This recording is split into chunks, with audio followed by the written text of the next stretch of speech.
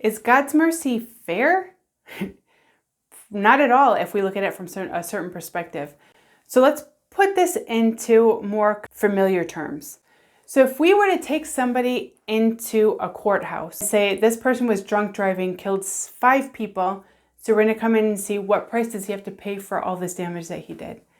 And the judge says, well, yeah, he did a lot of damage, but we're going to just forgive it all and let him go back out on the street and he's going to keep doing the same thing over and over again. That is not justice, and that's not what we're called to.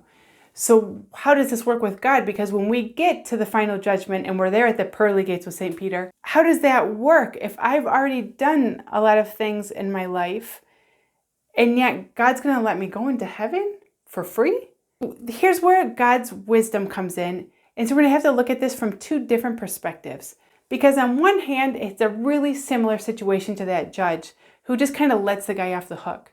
The difference is that God, when he lets us apparently off the hook, he isn't actually letting us off the hook.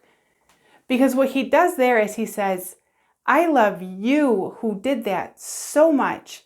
And I know that deep down, who you really are isn't that you've done.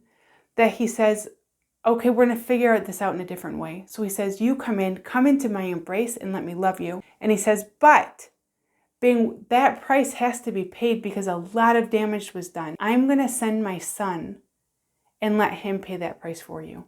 And so that's what Jesus did on the cross. Jesus takes on what is the weight of our sin and he pays the price for us. And so that's where we see that God is just. God understands way better than we do the price that needs to be paid for all the damage that we've done. And at the same time, he's able to see way more than we're able to. I know that isn't actually you. So he offers a way through his son to pay the price and also to show us a new path so that the fullness of who we are can be restored in Christ precisely through the sacrifice of his life and death on the cross.